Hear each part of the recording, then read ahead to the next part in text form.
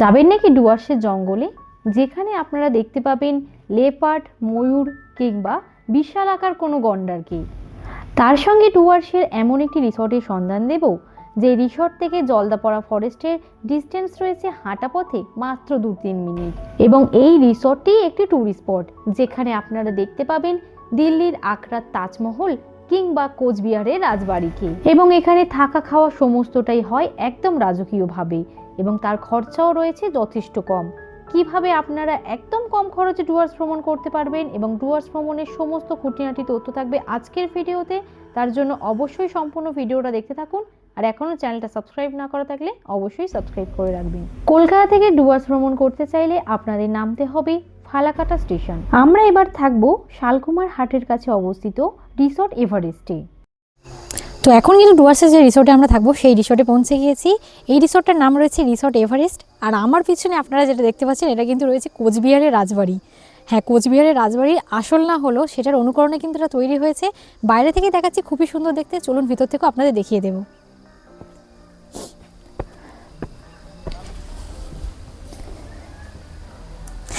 এখন কিন্তু আমি দাঁড়িয়ে রয়েছি সেই কোচবিহারের রাজবাড়ির আদলে তৈরি যে রিসর্ট তার রুমের মধ্যে, আর এটাই কিন্তু আমার রুম রয়েছে।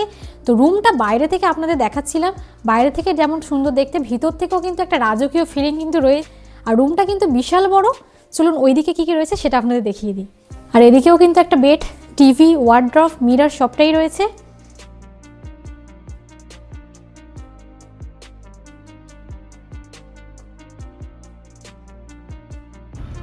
রুমে এসে বেরিয়ে পড়লাম রিসর্টের চারপাশের দৃশ্য দেখার জন্য। এই রিসর্টটি কিন্তু বিশাল জায়গা জুড়ে রয়েছে। তো আমি এখন প্রথমেই যাচ্ছি এই রিসর্টের ভিউ পয়েন্টে।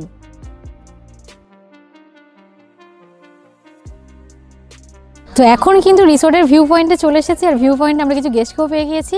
আপনারা কোথা থেকে এসেছেন আর এখানে রিসর্টটা কেমন লাগছে? আমরা সোনাপুর থেকে এসেছি। এখানে এর আগেও এসেছিলাম, এর আগেও ভালো লেগেছিল, অ্যান্ড আজও খুব ভালো লাগছে। এখান থেকে ময়ূর দেখা যাচ্ছে, সুন্দর পরিবেশ। Thank you, welcome. এই রিসর্টের ভিউ পয়েন্ট থেকে হাতি, গন্ডার কিংবা ময়ূরকেও দেখতে পাওয়া যায়। এবং এই ভিউ পয়েন্টে মানুষের ভিড় থাকে এই দৃশ্যগুলো উপভোগ করার জন্য। তো এখন কিন্তু বিকালবেলা আমরা রিসর্ট থেকে আশপাশে সাইট সিন করতে বেরোচ্ছি।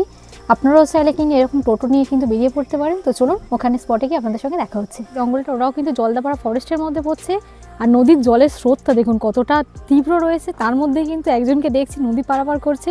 তো চলুন আপনাদেরকে দেখিয়ে দেব। জলদাপাড়ার খুব কাছেই রয়েছে সীসামারা নদী, এবং এই সীসামারা নদীর পাশে রয়েছে চায়ের বাগান।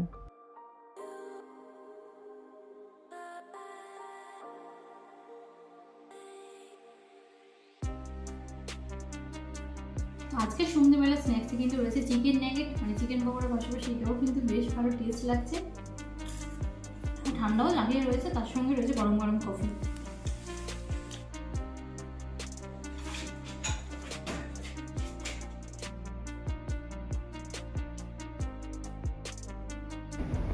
আলো আঁধারিতে রিসর্ট থেকে দেখতে কিন্তু বেশ মায়াবী লাগছে। আর আজকে রাতের ডিনারটা তাড়াতাড়ি করে ঘুমিয়ে পড়বো, কাল সকালবেলা আপনাদেরকে ভিউ পয়েন্ট থেকে ভিউ দেখাবো।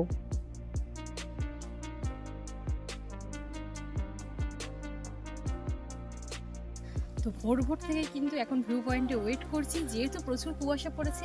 একটু পরে যখন সানরাইজ হবে এখান থেকে কিন্তু প্রচুর ময়ূর দেখা যাবে।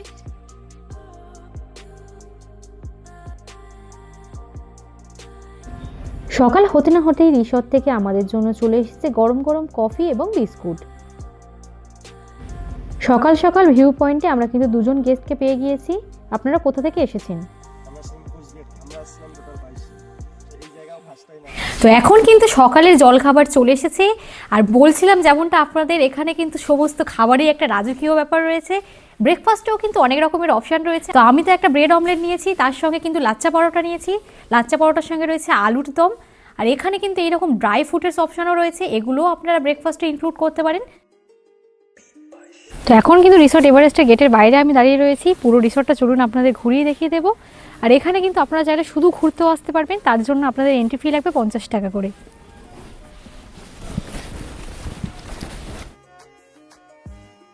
এখানে কিন্তু অনেক রকম টাইপের রুম রয়েছে, তো আমরা তো রাজবাড়িতে রয়েছি, রাজবাড়ির রুমটা তো আপনাদের দেখিয়েছি। এখন কিন্তু একটা আন্ডারগ্রাউন্ড রুম আপনাদের দেখিয়ে দেবো, যেটা কিন্তু একদম রাজবাড়ির নিচেই রয়েছে। কিন্তু একদম আন্ডারগ্রাউন্ড রুমের দেখাতে নিয়ে যাচ্ছি আপনাদের, চলুন ভিতর থেকে দেখিয়ে দেবো রুমটা কেমন দেখতে। আন্ডারগ্রাউন্ড ঘরটি কিন্তু বেশ বড়, এটা কিন্তু একটা ডাবল বেডেড রুম রয়েছে। এখানে বসার জন্য টি টেবিল, চেয়ার এবং ড্রেসিং টেবিল রয়েছে, এবং ওয়াশরুমটাও দেখুন বেশ পরিষ্কার পরিচ্ছন্ন।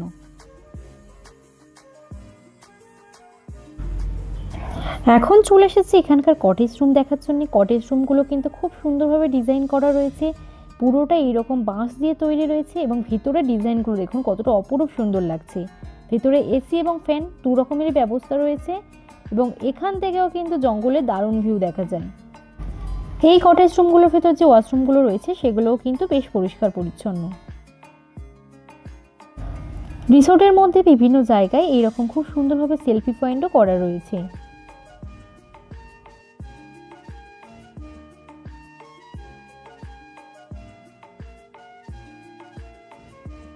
তো এখানে দেখতে পাচ্ছেন দাদা কিন্তু একদম ফিশ ট্যাঙ্কের মধ্যে ঢুকে গিয়েছে, আর একদম কিন্তু ফ্রেশ মাছ ধরছে। আমাদের আজকে কিন্তু এই মাছই রান্না করে খাওয়াবে।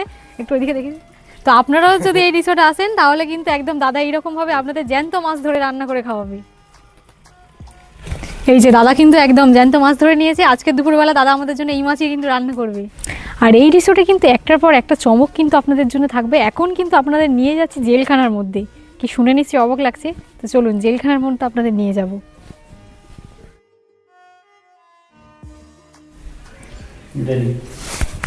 জেলখানার মধ্যে বন্দি হয়ে গিয়েছি। আমি জানি আমার মতো আপনারাও যারা ভিডিও দেখছেন আপনাদেরও নিশ্চয়ই অনেক দিনে জানার ইচ্ছা যে জেলখানা ভিতর থেকে কেমন দেখতে হয়।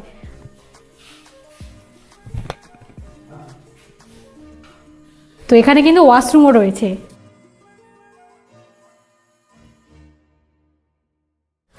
উঠে পড়েছি। এটাতে কিন্তু 6 বছরের উপরে ওঠা বারণ, কিন্তু এটা দেখে আমি আর নিজেকে সামলাতে পারিনি। আপনারা কিন্তু উঠবেন না। তো রিসোর্টের মধ্যে কিন্তু ছোট্ট একটা পার্কও রয়েছে। সারাদিনে অনেক গেস্টরা কিন্তু শুধুমাত্র রিসোর্টে ঘোরার জন্যই এখানে আসেন।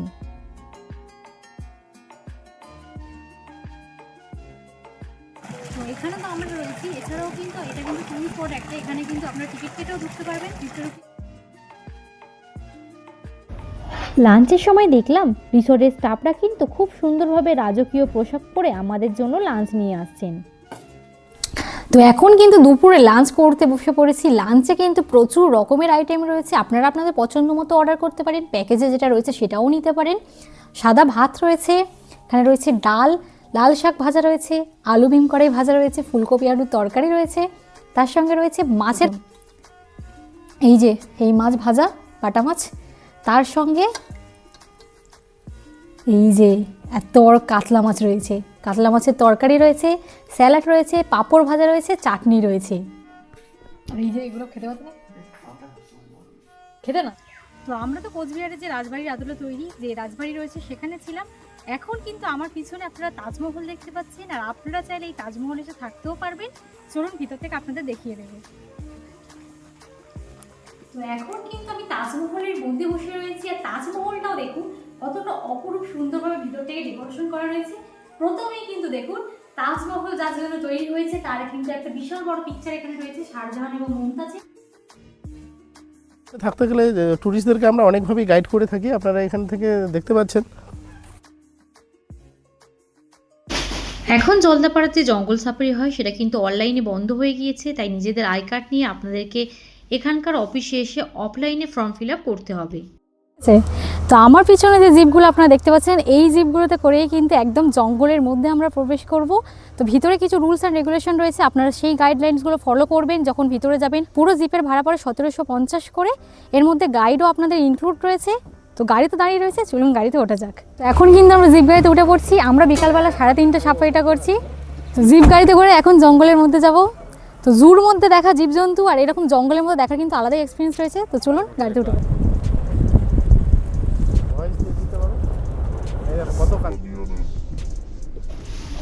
জঙ্গল সাফারিতে ঢুকতে না ঢুকতেই প্রথমেই কিন্তু বিশাল বড় সাইজের একটা ময়ূর আমাদের চোখে পড়ল।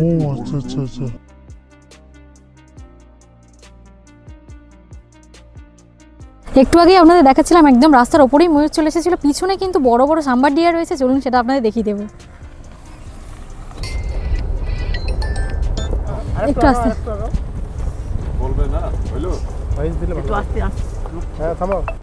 তো একদম পিছনেই দেখুন, একটু আগে আপনাদের দুটো তিনটে হরিণ দেখাচ্ছিলাম, আজকে কিন্তু আমাদের লাক খুবই ভালো, হরিণগুলো দেখুন একদম কাছে চলে এসেছে, সাম্বার ডিয়ার কত বড় বড় দেখুন, আর একদম পুরো পাশে, মানে এদিক থেকে সত্যি আমরা খুব লাকি।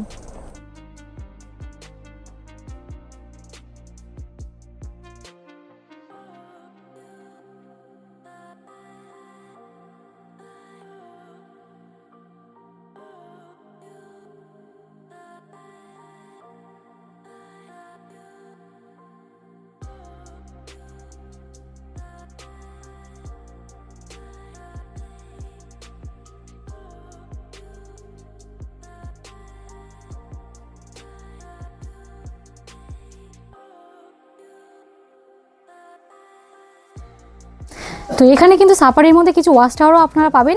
এখন একটা ওয়াচ টাওয়ারের ওপরে দাঁড়িয়ে রয়েছে, যেটা কিন্তু রয়েছে জলদাপাড়া ওয়াচ টাওয়ার। আর দেখুন আস্তে আস্তেই ময়ূর দেখাচ্ছিলাম, আর ওয়াচ টাওয়ার থেকেও কিন্তু ময়ূর দেখা যাচ্ছে।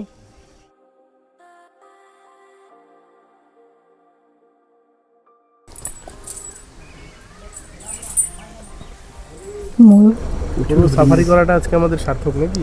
হ্যাঁ,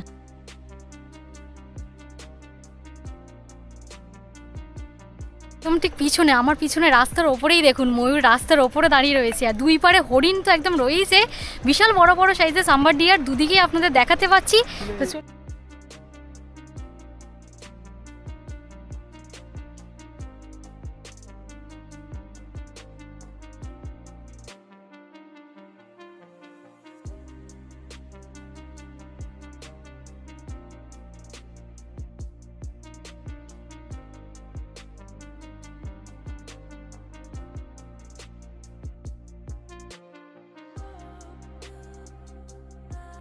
তো কিন্তু আমরা চলে এসেছি হলং বাংলো, তার পিছনে যে জায়গাটা আপনারা দেখতে পাচ্ছেন এখানেই কিন্তু বাংলোটা ছিল।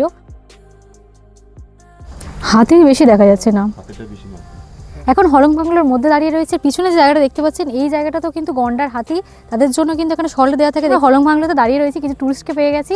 আপনারা কোথা থেকে এসেছেন আর কেমন লাগছে একটু বলুন। বেসিক্যালি আমি কলকাতা থেকে আসছি। আচ্ছা, গুড, স্পিলস গুড। ওই ছিল আমাদের গরুমারা, আর এখন তো আমরা জলদাপাড়ায়, বাট কোথাও মনে হলে এটার ভিজিবিলিটি অনেক বেশি, অ্যানিমাল ভিজিবিলিটি অনেক বেশি।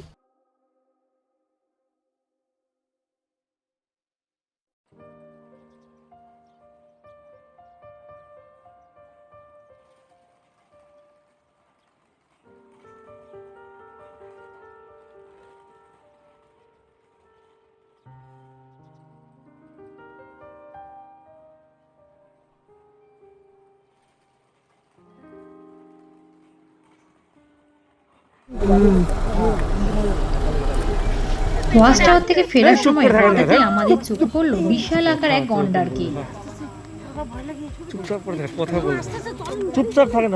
তো জলদাপাড়ার যে রিসোর্টে আমি রয়েছি, মানে আপনারা যারা ডুয়ার্স ভ্রমণ করতে আসবেন তারা কিন্তু এই রিসোর্টে থাকতে পারবেন। আমার তো রিসোর্টটা খুবই ভালো লেগেছে। এই রিসোর্টে যিনি ওনার দাদা, তিনি কিন্তু আমাদের সঙ্গেই রয়েছে। দাদা, আপনার নামটা বলবেন? নমস্কার, আমি মনোজ বর্মা।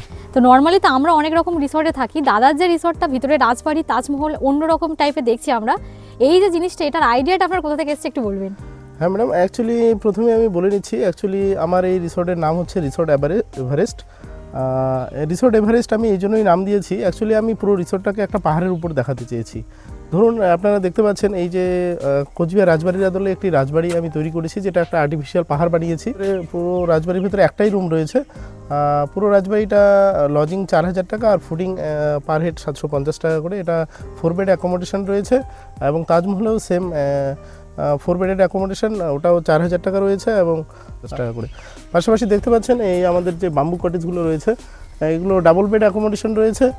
কটেজগুলোতে দুজন থাকতে পারবে, কিন্তু ফুডিং প্যাকেজ একই থাকছে 750 টাকা করে, মানে পার হেড 1750 টাকা করে থাকছে প্রত্যেকটা রুমের জন্য। সন্ধ্যের সময় এখন রিসোর্টের মধ্যে হচ্ছে বনফায়ার, এবং বনফায়ারের মধ্যে কিন্তু ওনারা নতুন একটা জিনিস তৈরি করছেন, যেটা কিন্তু রয়েছে হট স্টোন বাথ।